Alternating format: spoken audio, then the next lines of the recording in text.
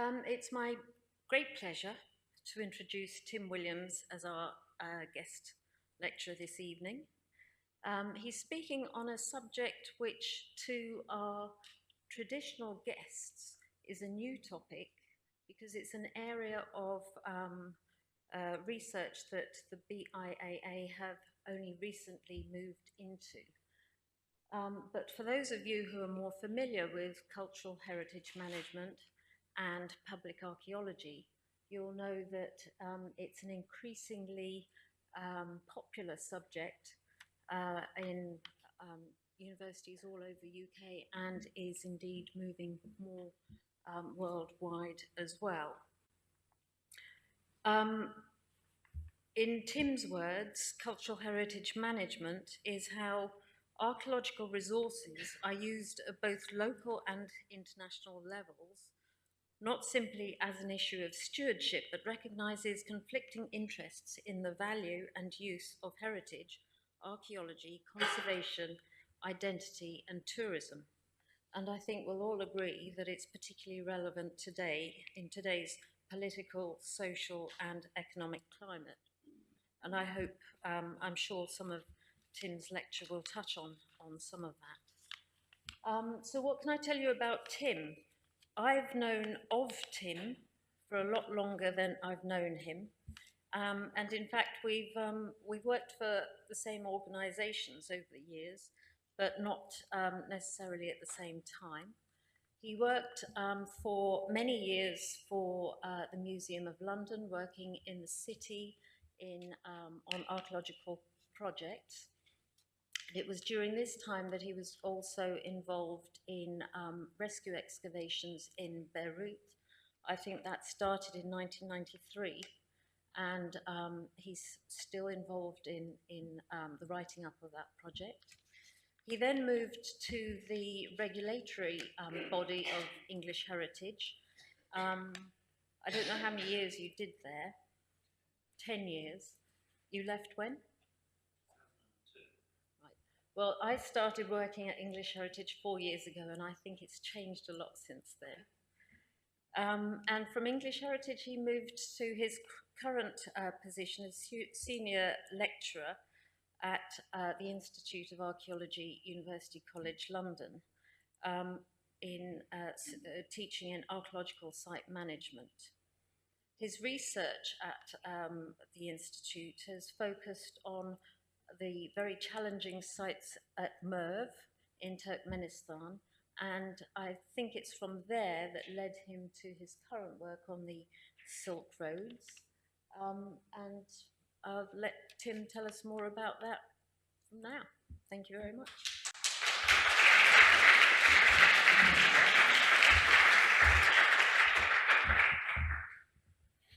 Thank you, and good evening. I was very pleased when I was invited to come and give this talk, but also quite challenged. 40 minutes to talk about 21st century archaeological heritage management. One or two of my students in the audience will know that I usually bore them for 42-hour lectures on the subject during the MA, so it was interesting to see what to focus in on. And I selected the Silk Roads as a theme because I've been working on the UNESCO project as an advisor for the past 5 or 6 years, and in particular undertaking the ICOMOS, the International Council of Monuments and Sites, thematic study of the Silk Roads, which really was designed to provide a platform for decision-making about the selection of sites and landscapes to constitute World Heritage nominations. But it was also designed to try and break the deadlock, really, of about 15 years of 26 countries arguing about what they thought the Silk Roads actually meant, arguing about what sites to select, and not being able to find any practical mechanism to move the project forward. In particular, the mere idea of 26 countries coming together to do a single World Heritage nomination is a little staggering, particularly if you think of some of the conflicts that are running along the Silk Roads at the moment. So my job when I undertook that ICOMOS study was to try and find a more practical way to consider moving forward on the Silk Roads, but without losing that idea of it being something bigger than an individual modern country, an individual state party, an individual set of sites within a modern state. And one of the things we very much wanted to keep was the idea of trans-boundary working, the idea that neighboring countries would work together to decide on sites, to decide on cultural routes and landscapes, decide on what was significant along their part of the Silk Road, but work together to nominate it, to manage it, to interpret it, to present it, to tackle issues like transnational tourism strategies. So these were quite big challenges to go forward with.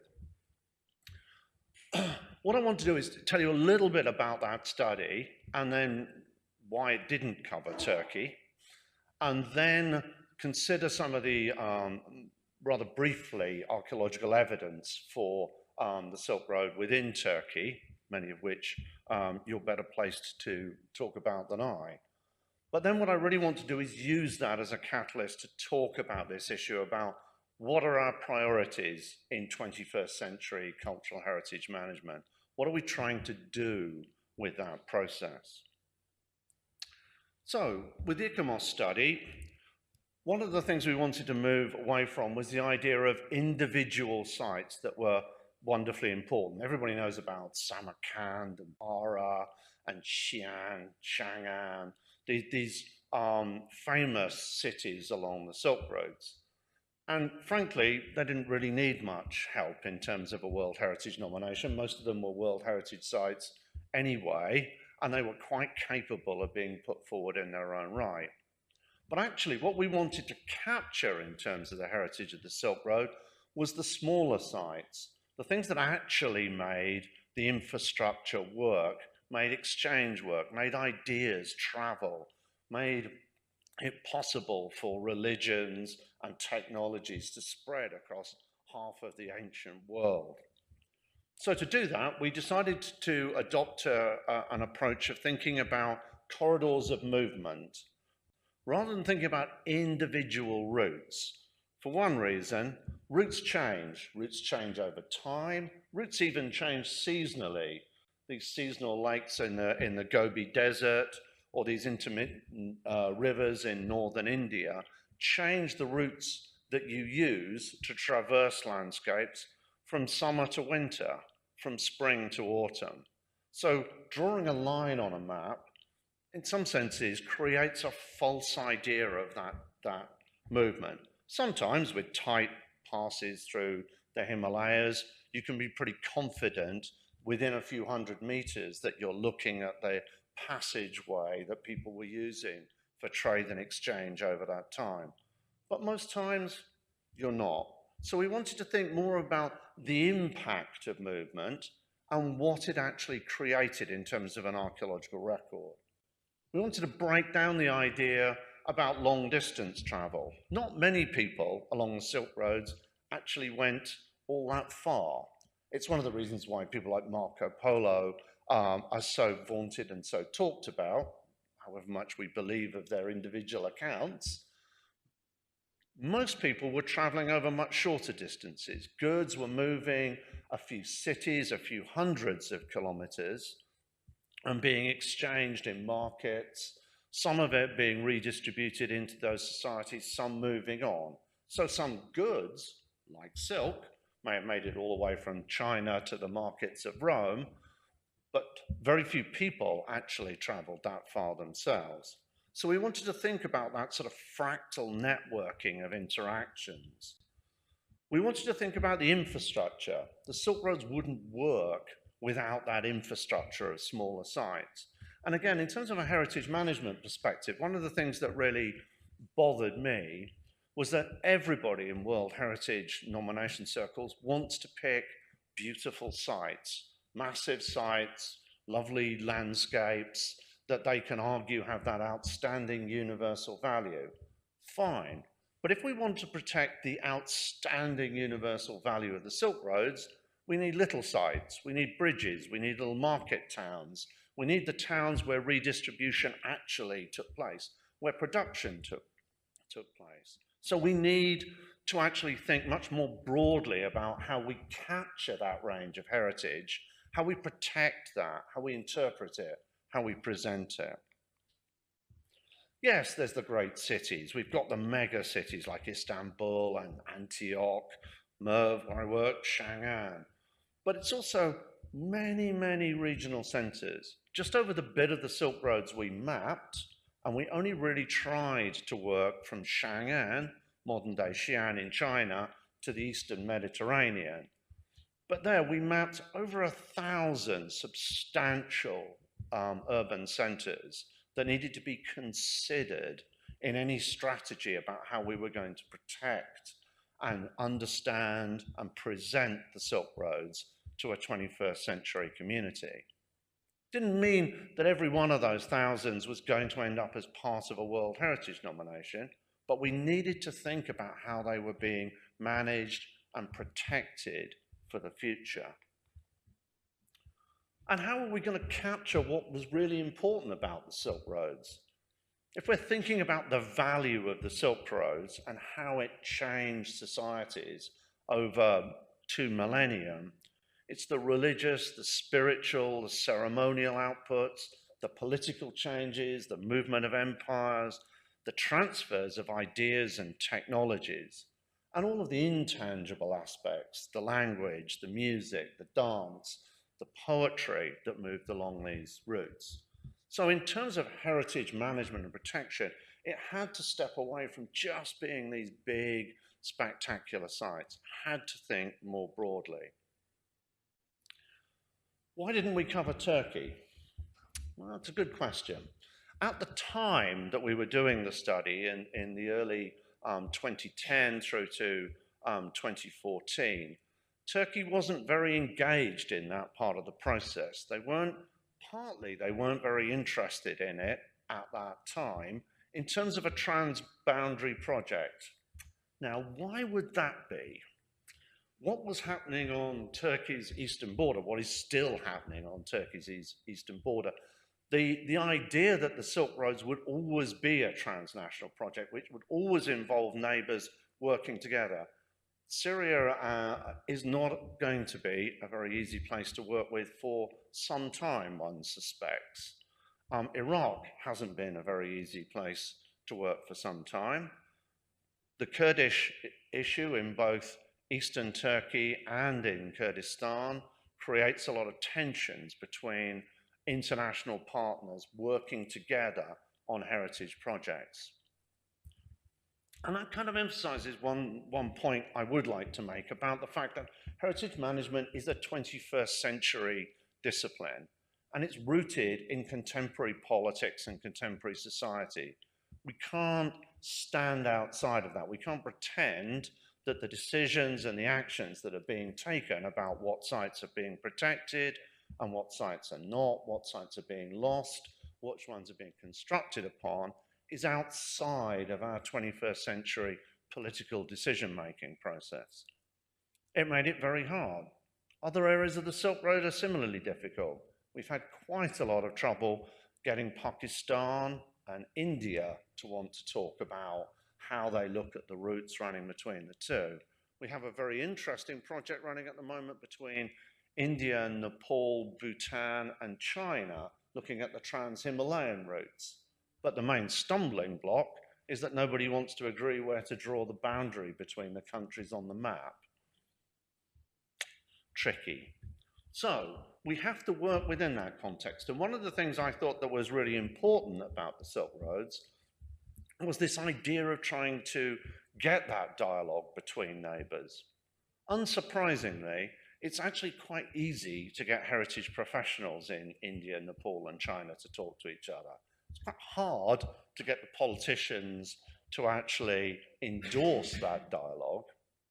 But World Heritage nomination isn't the only thing. It's not the most important thing even. So building that dialogue was really important. So that's why it'd be very exciting to see that in recent years, Turkey's become very interested in the Silk Roads and in the Silk Road nomination process and how it can work perhaps with the Caucasus as a potential transboundary partner looking at those routes. So there's a lot of dynamics coming into that process. Now, I should go back. The Silk Roads in Turkey, I'm not going to try and describe the archaeological evidence for the Silk Roads in Turkey in less than 25 hours or whatever you've got.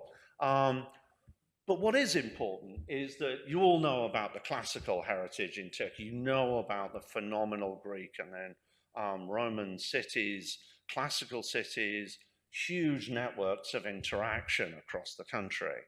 And in part of that is being fueled by the coastal trade, part of that's being fueled by a network of political and social interactions across Anatolia. All of these sites have a lot to tell us about how that broader concept of the Silk Roads is working through the region. We have an amazing array of later medieval and later medieval towns across Turkey. For example, has a Sasanian foundation. We have a huge complexity of those interactions and melting pots that Turkey's been for so long between East and West. We perhaps most famously, people associate the early Seljuk expansions in Turkey, the development of the amazing madrasas and caravanserais across Turkey as being one of the manifestations of that long-distance trade, that intercommunication. Some phenomenal sites, including things like amazing, the Roman bridge near Aspendos with the Seljuk rebuilding and then later rebuildings on top of that. That complexity of landscapes and histories, which you all know far better probably for Turkey than I. Cities like Van, abandoned relatively recently, but again with early foundations and a huge and complex history of urban development, closely related to its engagement in these broader routes and networks. And this site, recently put on Turkey's tentative list, is kind of interesting as an example of that complexity of archaeological site and complexity of how it's going to be managed and presented. There's actually a 4th century fort here controlling part of the coastal routes. It's then developed and expanded through the early medieval period, massively expanded at the turn of the millennium, changed again in the Seljuk period, changed again in the Ottoman period, even a caravanserai built within the walls in the 18th century.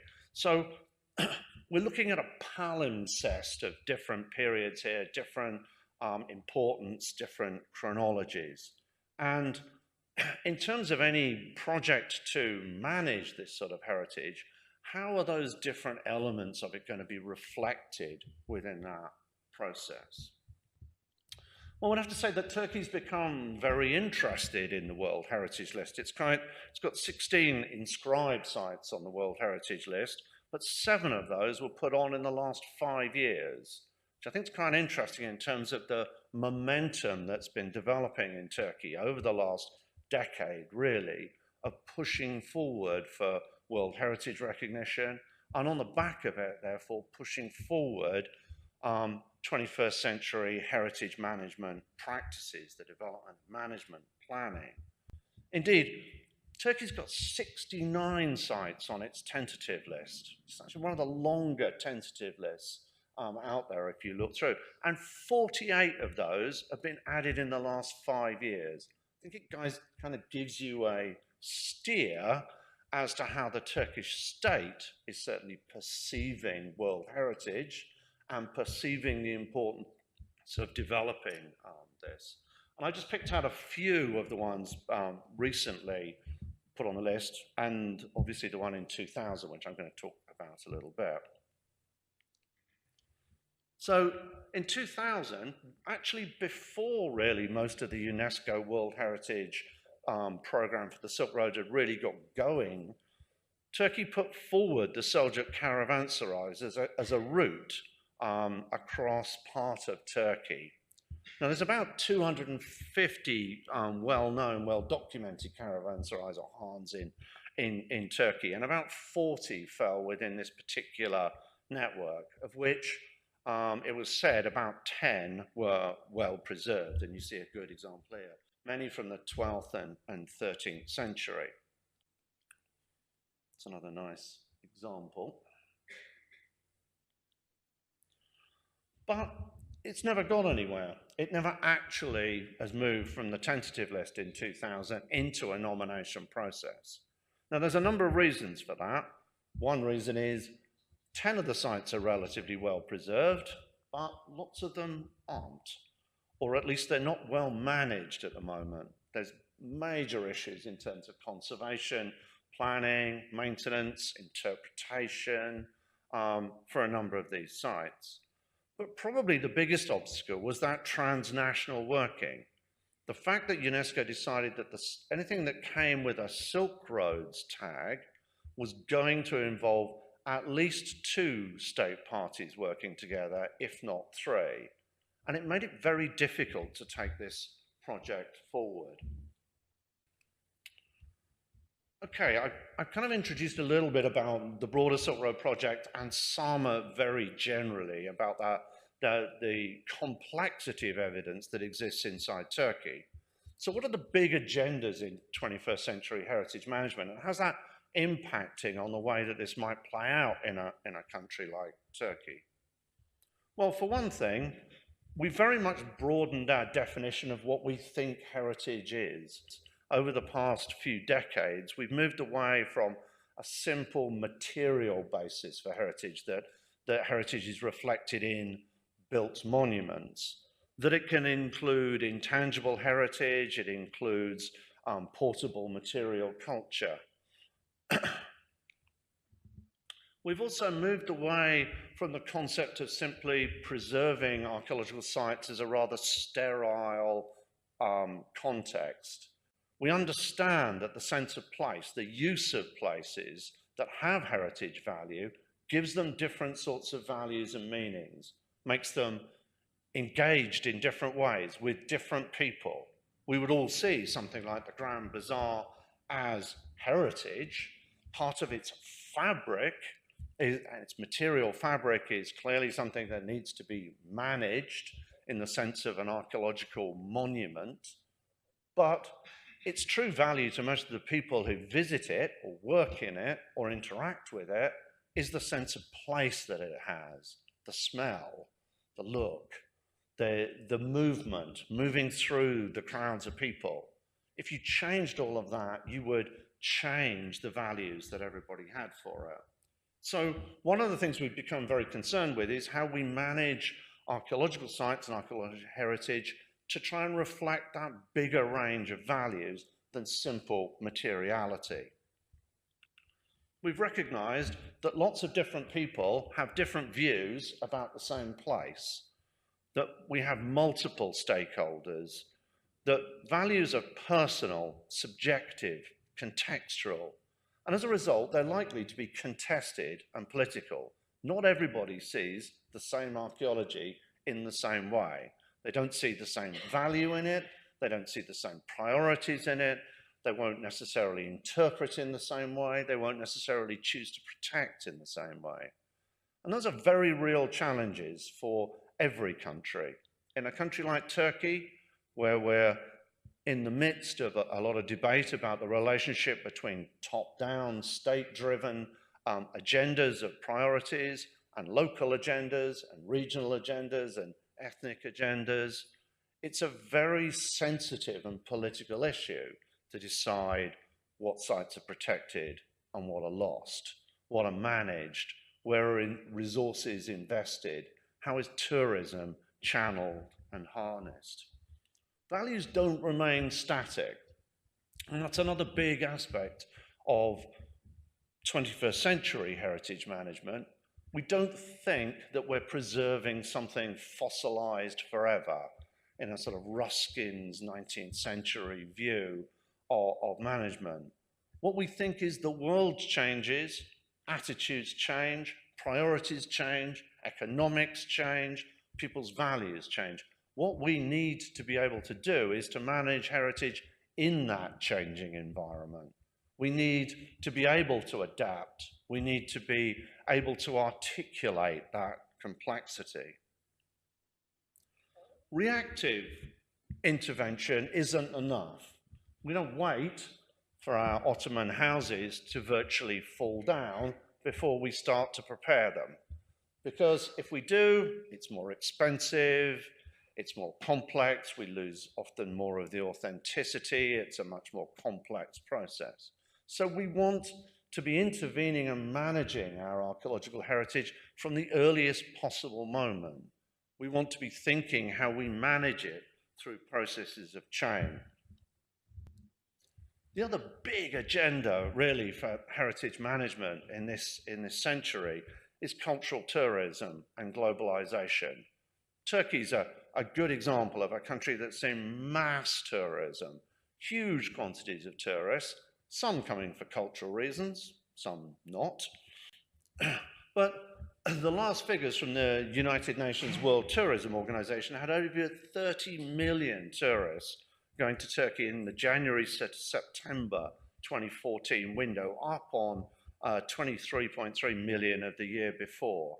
And their global figures for tourism in 2014 suggested that 1 in 11 jobs in the world was actually related to tourism.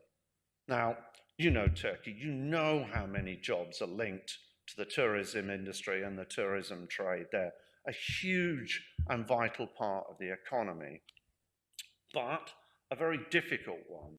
It throws up many dichotomies, tensions between locals and the practices and input of visitors, cultures colliding sometimes, a diversity of potential destinations with places competing for each other. I love this tourism map from the Turkish ministry on the top with various destinations. I can't actually get the pointer to work, but you can see skiing along with large quantities of heritage. Heritage is by far and away the largest attractor.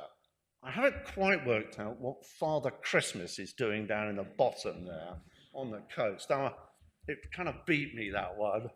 But clearly a range of very interesting tourist destinations, of which heritage and Father Christmas is one.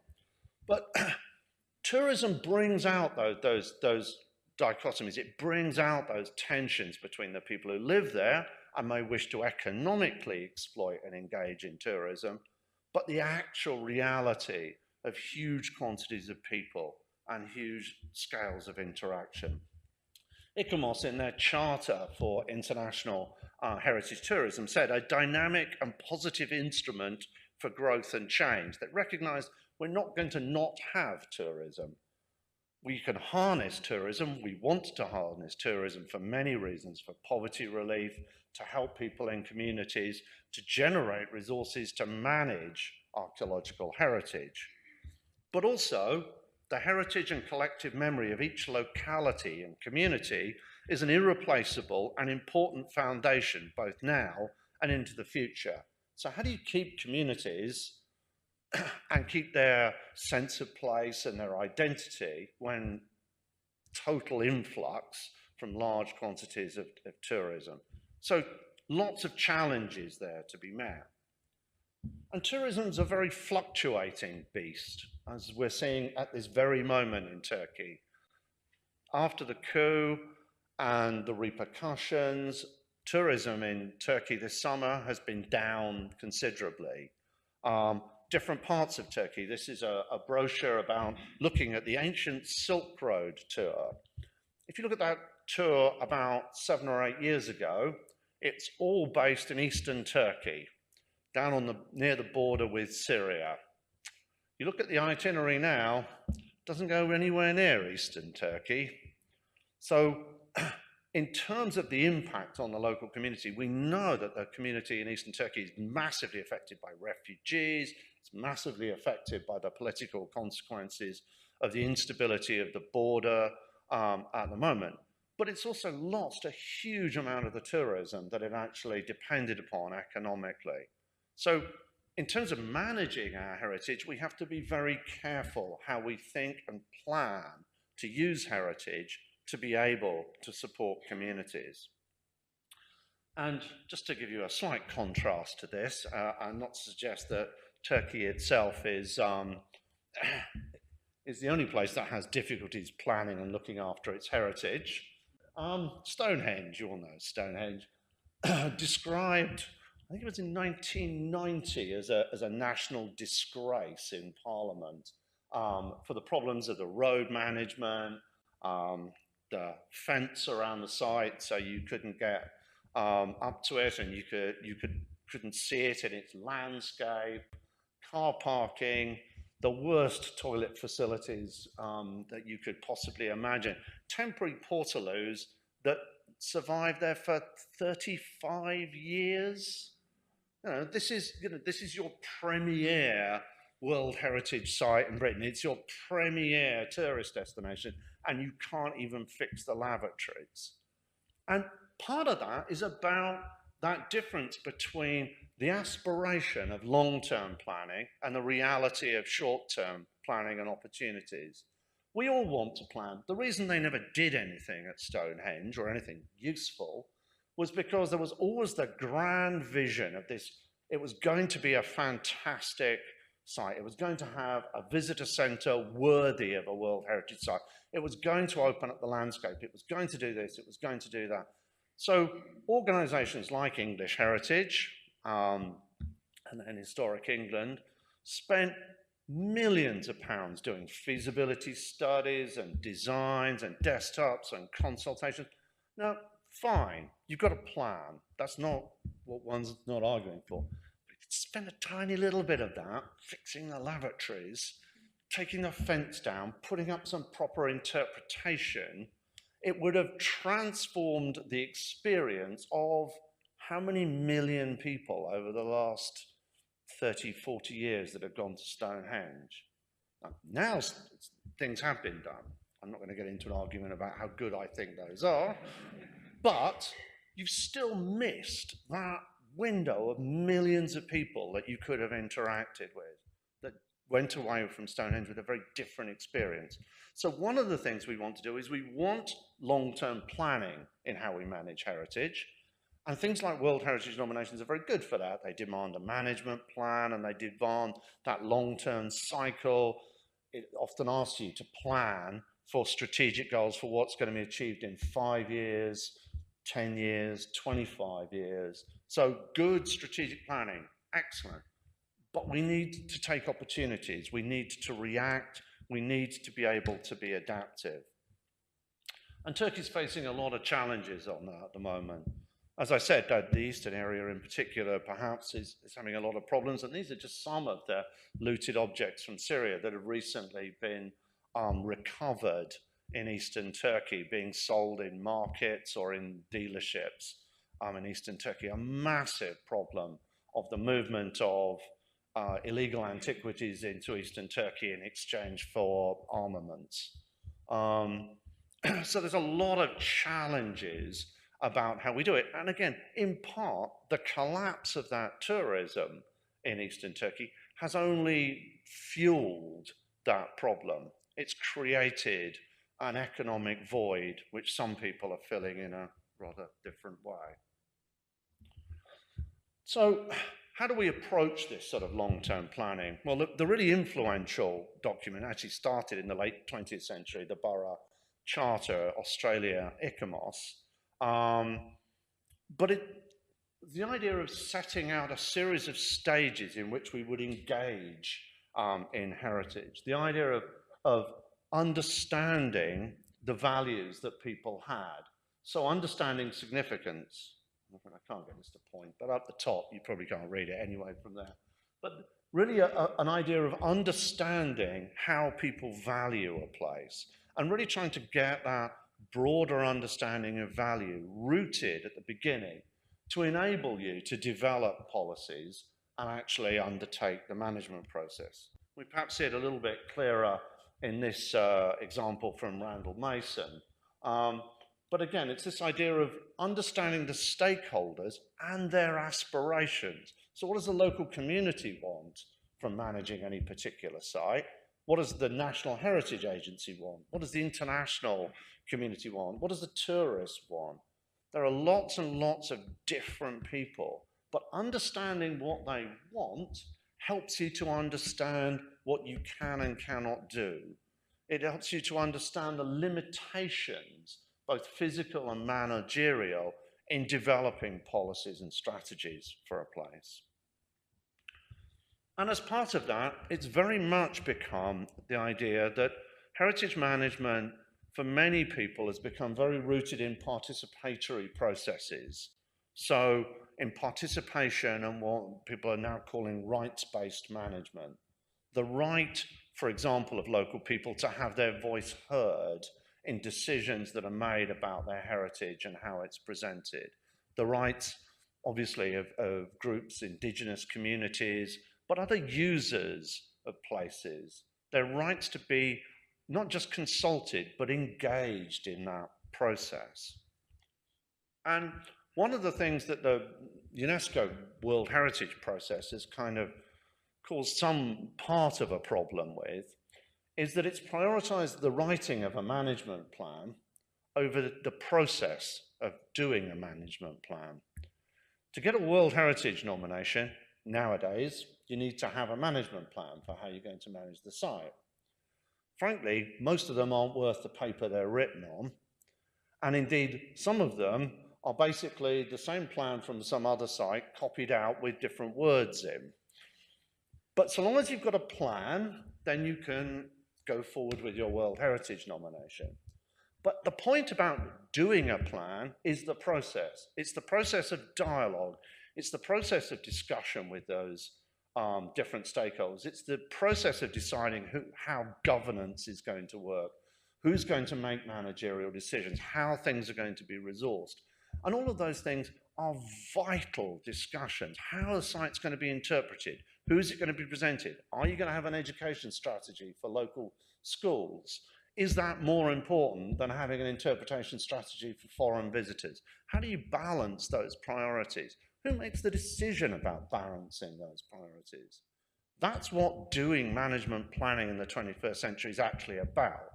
It's about bringing together the stakeholders and making those discussions and dialogues and decision-making possible and transparent. And that's something that many of us really wish to see in a 21st century context, getting your stakeholders, be it the lads at the bar or more active participants in a broader context, finding mechanisms to get them engaged, finding mechanisms to open up that dialogue. There's got a lot of indigenous groups moving now. I love the slogan, nothing about us without us is for us. So if you're managing their heritage, if they perceive it as their heritage and you're not in a dialogue with them, whose heritage are you managing? You're managing yours, the world's, whatever, but you're not engaging in that at a local level. And that can create real problems. And we know that there's real difficulties in decision making. It's not saying that there's going to be some perfect solution.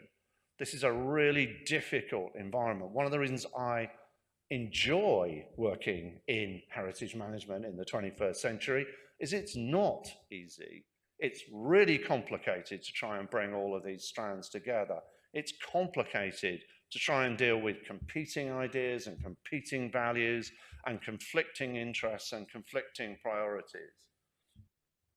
And who chooses? I'm not saying that we as heritage professionals step outside the decision-making process. It's not that local people a priori are more important in the decision-making process at all stages. But it is about recognizing that no engagement leads you to lots of problems with working with communities top-down decision-making in many countries leads to resistance, to opposition, to debate, that's often not productive.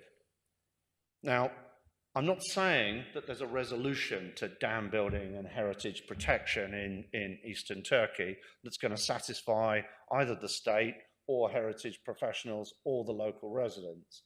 But the dialogue to develop a strategy for that is what I call management planning. And so really to conclude, we're really trying to develop better frameworks for ethical management of archaeological resources. We want to meet our own needs in the Brundtland report, suggestion of sustainability being meeting our own needs, but enabling future generations to meet their own needs too. So how do we do that? How do we build that framework? We've got things like poverty relief. The United Nations Agenda 21 is very strong on why we should be intervening and engaging in these sorts of dialogues and debates. It's really interesting that every single United Nations agency, except UNESCO, have Agenda 21 and the relief of poverty as their primary agenda. They argue that if you lift people out of poverty, you change educational structures, you change futures, you change the whole trajectory that societies are going on. UNESCO has the priority of preserving cultural diversity as its #1 priority. I would argue we preserve diversity by lifting people out of poverty, by engaging in those sorts of issues.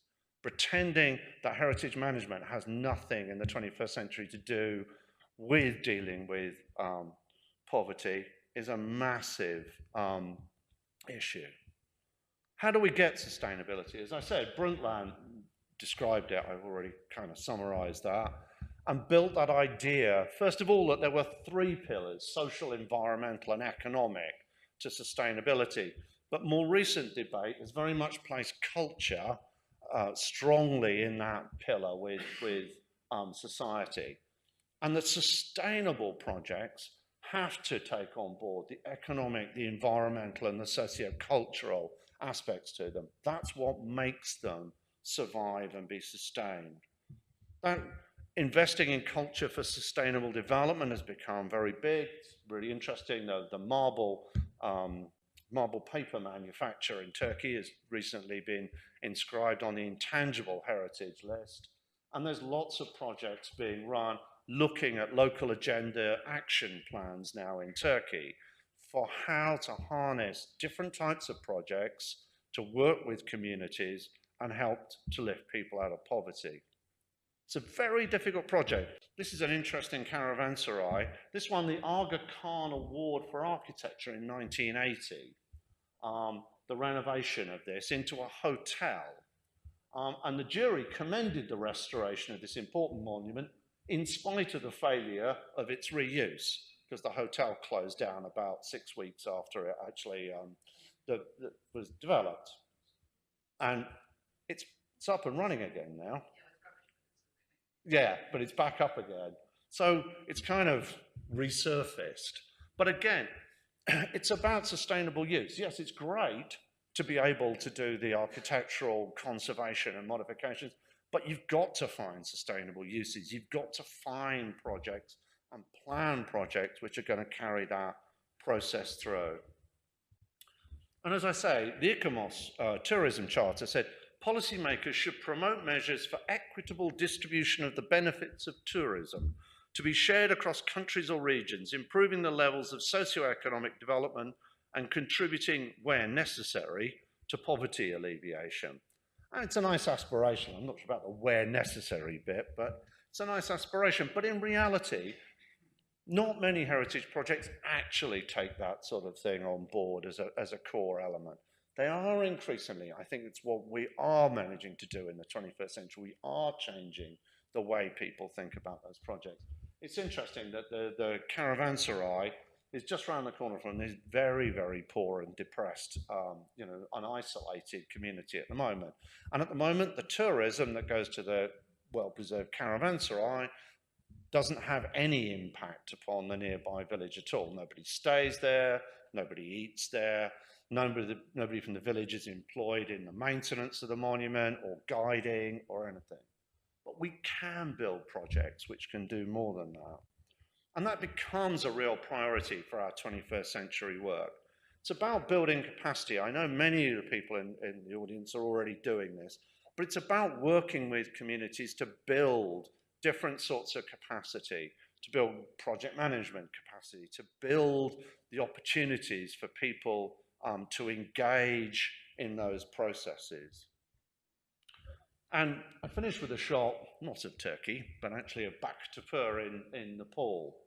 And it's probably one of the most successful urban sites I know anywhere, where the local community and the local heritage agencies have really worked hard to harness the power of tourism, to harness the power that this amazing medieval city has, to transform the lives of its citizens without losing its sense of place, by using very careful incentives and taxation systems to help restore buildings, to help continue to furnish the development of those societies without turning everybody into a pastiche of a historical setting. And I think for us as 21st century heritage professionals, and I think every archaeologist today is a heritage professional, whether they like it or not, because they are engaged in places, they're engaged in people, they're communicating information and ideas, they're creating opportunities to harness that heritage in very different ways. By creating that, maybe we can help to create local employment, education, break cycles of poverty, all of which might actually outlive some of the heritage itself and some of the value of it. And I think we today, and our role in that process, is to think very hard about what we do in all the projects we work in, all of anything from World Heritage Site nomination right down to individual archaeological excavations in a rescue context. How do we make a difference, and how do we manage that heritage and help that heritage to be sustained into the future? Thank you.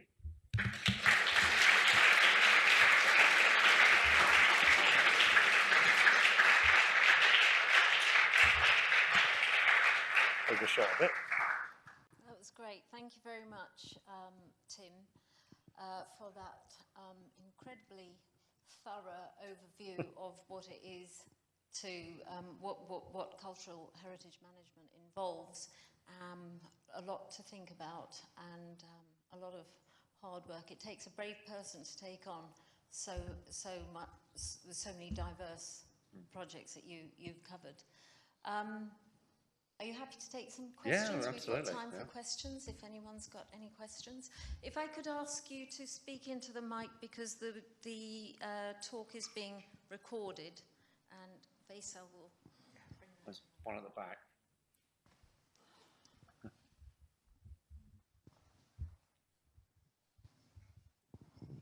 I was very struck about your point about archaeologists and the tensions that archaeologists face between site preservation and cultural heritage. I agree with you, they're all in it. Can you elaborate on that a bit? Yeah, certainly. I think one of the tensions I found as a practicing archaeologist, and still a practicing archaeologist excavating a site like Merv, is that decision-making process of what are we doing in terms of understanding past societies and exploring past societies and articulating that exploration, both to an academic and a broader community. And how do we make decisions about, for sites that aren't going to be destroyed by development, where do you stop digging?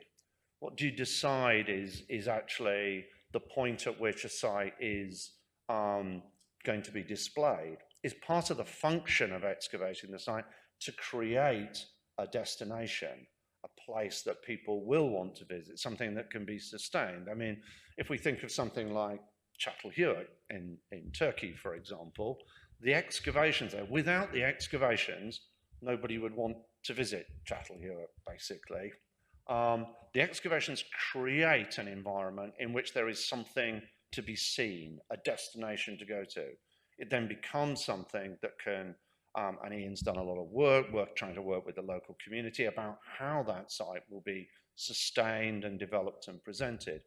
So I think in a non-rescue context, the pressure on archaeologists is to think about how is our work going to be used in the future and by whom? How do we work with the owners of the site, the people who will have to sustain that site afterwards? Are we planning to excavate a site and then walk off and leave it, oh, it's someone else's problem to deal with the conservation?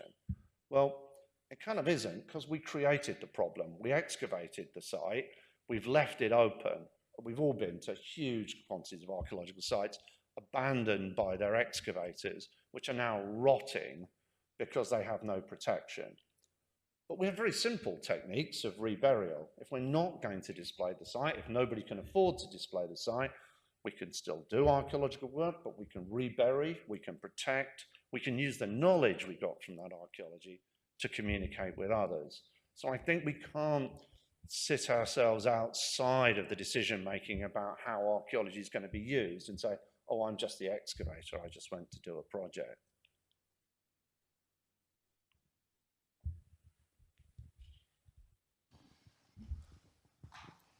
Thank you very much. I was very interested in your comment about poor people not benefiting from developing sites, and it does seem to me that politically speaking it's extremely unwise to develop a site and then parade wealthy people past poor people who don't benefit from their presence. Yeah. Well, it's certainly likely to set up a lot of local tensions. I mean, I think the prime example of that one scene is Angkor Wat in Cambodia, where huge amounts of investment went into a tourism industry. But because the state was unable to fund that, what it wanted to do was earn revenue from it in terms of taxation, but it wasn't going to fund the infrastructure development of hotel building and things like that. So what you've got is multinational institutions coming in who are prepared to pay the money to build the hotels, bring in wealthy foreign tourists, and most of the people living nearby are exactly that, just being paraded wealth in front of them. Very few jobs, the jobs that are available, very low paid jobs in the institutions. Money that people used to get from interacting with the tourists is stopped, so the site is managed more effectively, so there are paid guides from the state, but it means local people's opportunity to engage in that is cut. So for the first decade or so after Angkor was developed, there were huge amounts of problems. There were tensions, there were riots, there were problems with child labor, children not going to school because they were being sent out to actually intercept the tourists and beg. Massive, massive problems. To be fair, the Cambodians have really started to get on top of that project. They're really working at developing much more sustainable tourism centers. They're developing a lot more local employment. They've changed the taxation structure to extract money from the rich travelers and the rich multinational hotel chains to build local schools, to fund education projects. So you can do it, but they kind of built up 10 years worth of massive resentment before they actually faced up to that issue.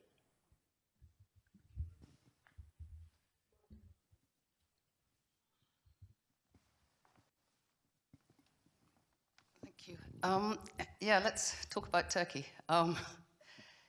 You've talked, about frameworks and things, but I'm sure, I don't know how many people in this room actually, sort of hands-on in Turkey these days. I'm sure probably quite a lot, and you yourself are familiar with the situation.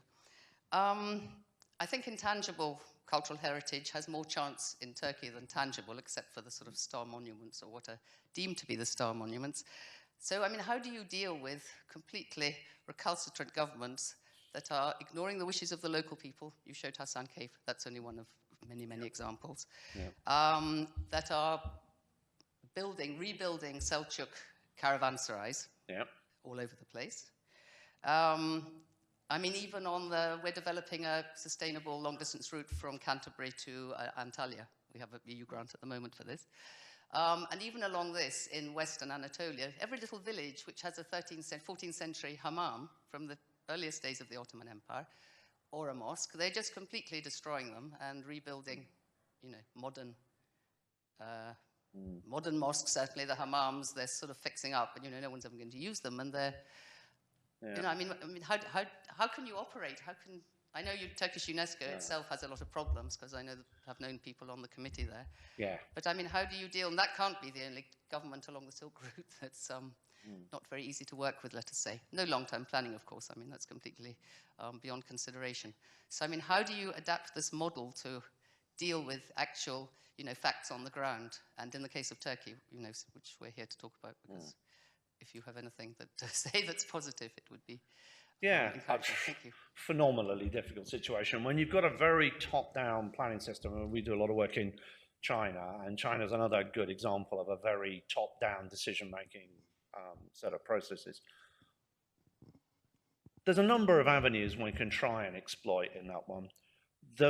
If one looks back at that quantity of 48 sites for the tangible heritage list, 48 over the last 5 years put on the tentative list, 7 nominations in the last 5 years. There's clearly a massive agenda at the state level about World Heritage designation and pushing World Heritage designation forward. Now, the problem with, to be honest, UNESCO and ICOMOS is that they don't have the scale of capacity to really do what they talk about in terms of upstream development. So if you were going to Turkey and saying, okay, you're interested in, for example, the Seljuk Caravanserais, well, that type of conservation isn't going to get you onto the World Heritage List. We're not going to be able to, because you've lost the authenticity, you've lost the material fabric, etc., etc. So it's fine if that's what you want to do in terms of your strategy. We can't intervene in that process. But if your objective is to get onto the World Heritage List, then there's a different type of conservation process. There's a different type of management plan. There's a different type of engagement that would need to be taken to participate in that process. Now, that's incredibly difficult. UNESCO have never really had either the skill in places or certainly the determination to push that through.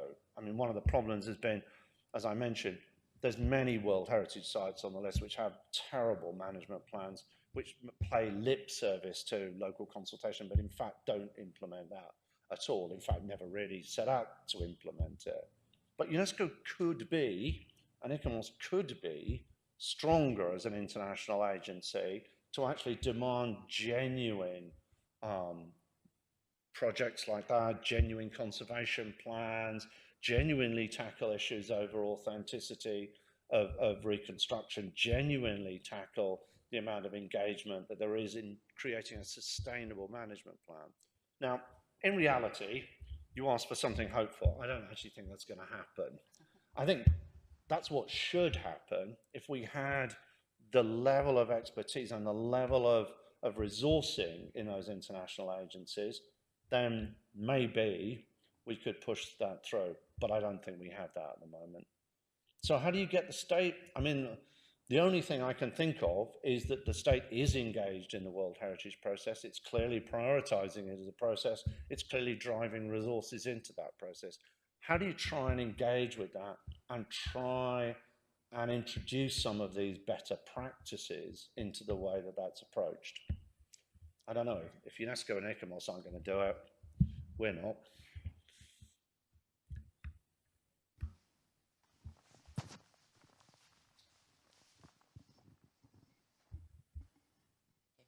I think, Tim, I mean, we could go back to some of your examples, and sort of there are things happening in Turkey that are small projects, that are bottom-up projects, that are, you know, little initiatives, and there are a lot of trained people now who know about cultural heritage management. There have been courses running for over 10 years. So I think what we see at the national level, what we see in the World Heritage agenda that's being pushed forward, sites coming forward, I find things I've done suddenly appear in UNESCO folders that I never thought were going that way, and the rest of it. And that's a different agenda, and whether it involves rebuilding caravanserais and all sorts of other things, we sort of all. But I think don't despair, and I think there are a lot of sort of grassroots people. I know in the last 6 months they're having even bigger struggles than they were a year ago. But I think there are a lot of small initiatives, out of the way sites, whether they're excavations, archaeologists, bringing other people onto their teams. Sort of hearing from sort of archaeologists saying, look, do you know anyone who could help us with cultural heritage management? You know, putting teams together with multidisciplinary teams. So I think these things are happening, and local people are engaging more. There's a lot more media out there. They're reading about cultural heritage. They're hearing about things. They're reading about UNESCO. You know, there's very few things you can publish in Turkey these days. So cultural heritage is reasonably subject to getting more coverage in a way in that sense. So I think don't take it as a complete negative, because I think there are things happening, and what we need to do is find ways in which we can nurture these things to continue to happen, and build a bigger momentum from the bottom up, maybe, if it's not going to happen from the top. No. Well, I think we have to approach it both ways. I think we have to try and tackle the top, but I think you're right. I mean, it's one of the things I said about the Silk Roads is what makes the Silk Road special is not the big sites, actually, it's all the little ones, which actually the state doesn't really usually care about. So those you can approach through developing those local initiatives. And I do think the big thing that's really come forward is again to that thing that you were saying, that most archaeological teams now actually think about having somebody who's doing ethnographic research with local communities where they work, people who are actually engaged in cultural heritage. They are thinking about the conservation of the site and its long-term sustainability. And that's both a way to get that into the agenda, but it's also a way, as you say, of training people at a grassroots level. I think that's fundamental. I mean, there is quite a bit of, I mean, one of the interesting things, when I started teaching heritage management 15 years ago, the course had been running for 6 or 7 years before that, and there were hardly any places that taught it at all. Now, there's lots of places, there's good places in Turkey. I don't know whether the academic staff have survived the recent purges, but there was the beginnings of a really quite strong indigenous Turkish group of academics and scholars working on cultural heritage and cultural resource management. I hope they survive through this process. Any more questions from anyone?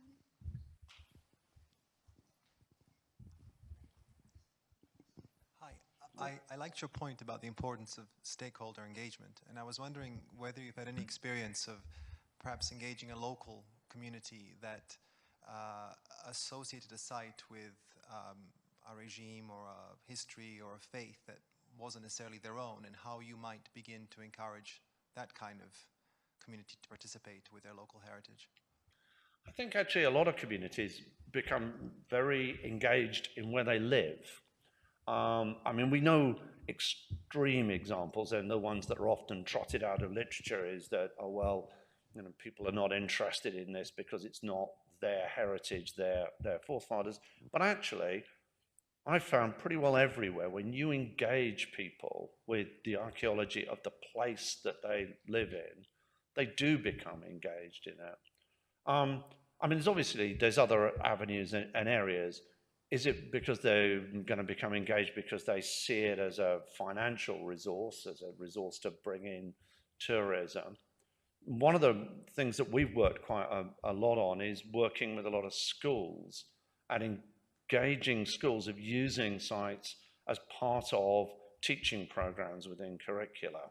So most places will, even if people don't feel a strong association with that, the schools will be teaching the history of that country, that place. You can engage that archaeology into that dialogue. That then engages the children. The children go and visit the site.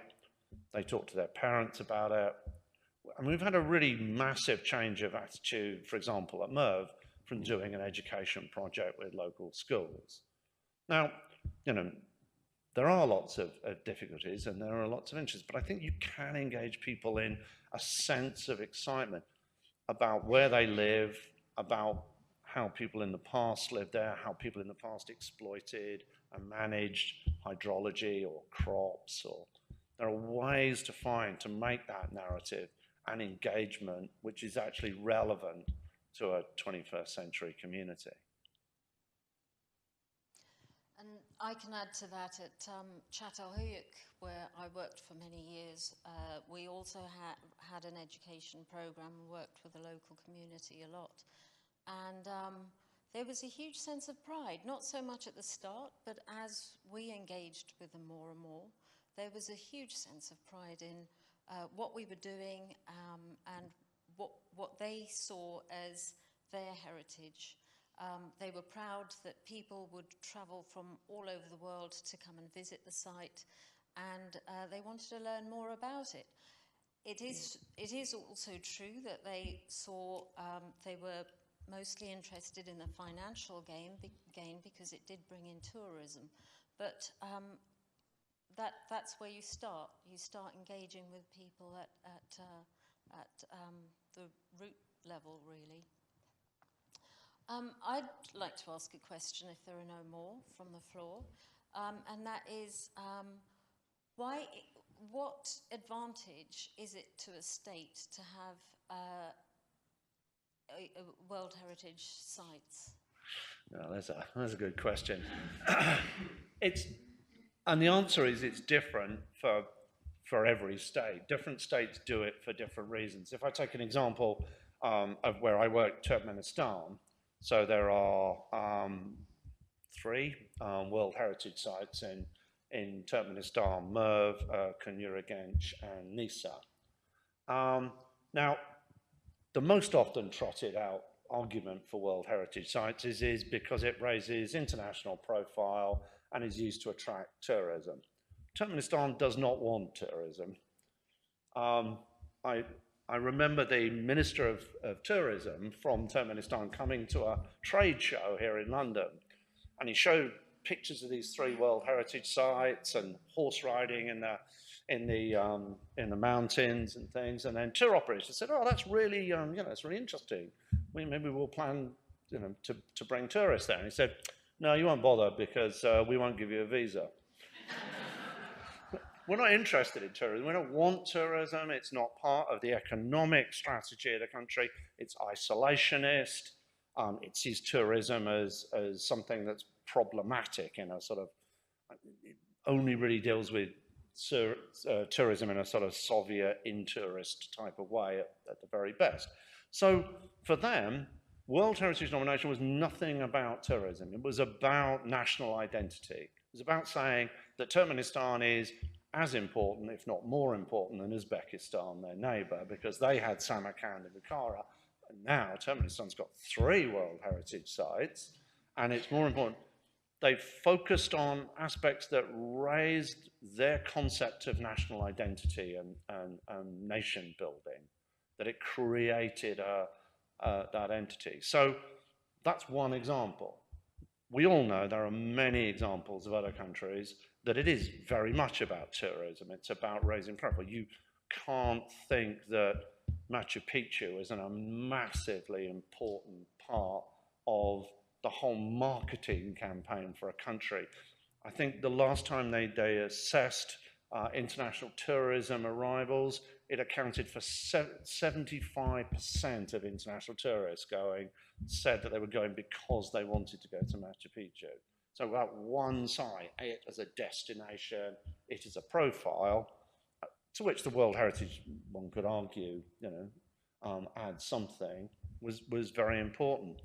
Other countries, I don't know, it's really interesting. The amount of countries you go to World Heritage Sites, and there isn't even a sign up saying it's a World Heritage Site.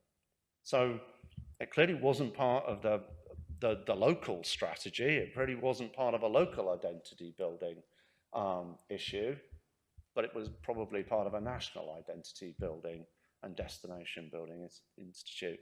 So there's lots of different reasons why states choose to put forward World Heritage sites. I'd like to think that some of them put them forward because they actually believe that it's a mechanism to help try and develop strategies to better protect and manage their heritage. I certainly know some countries, I'm working with Nepal and Bhutan at the moment, but Bhutan in particular, who see it as a route to helping them to attract funding for capacity building, for training conservators, and we're helping them to build the first national heritage inventory in the country. And that's being funded by UNESCO as part of an upstream process. So Bhutan see World Heritage engagement with World Heritage processes as a way of attracting training and capacity building and developing. That's what I'd like to think that there was more of. If UNESCO was better funded, if ICOMOS was better funded, if there's more capacity there, I think they would want to use that as a better way of building capacity in countries, using it as a tool to engage in dialogues. And it can be effective. The president of Turkmenistan went to UNESCO headquarters in Paris, and they had a chat to him about putting buffer zones around the 3 World Heritage sites there were, because they'd all been nominated before. The idea of buffer zones protecting the landscape around the site had actually really been developed. So he said, okay, fine, that's what needs to be done. So he went back and told the Ministry of Culture that they had to have a buffer zone around every protected archaeological site in the country, of which there's about 10,000. So they were very impressed with the mandate. They didn't get any more staff or any time to do it, but so one could argue that that was a trickle down of a process developed for helping to manage the elite sites in World Heritage that's actually percolating down into the management of other sites. And that's what I'd like to see. I don't really care about the World Heritage sites so much. Per se, it's the capacity building we can do on the back of it, and the capacity we can build locally to transfer ideas out of that process into the management of a much wider range of heritage sites. Thank you. Any other questions based on what Tim's just said?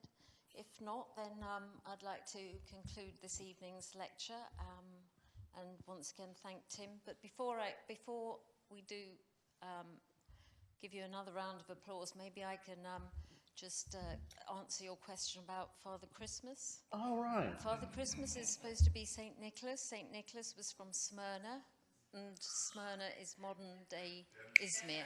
Of course. Right, not Smyrna. I should have put that one together, yeah. So it just caught my eye looking at the map. But thank you very much, Tim, again for fantastically illuminating talk this evening.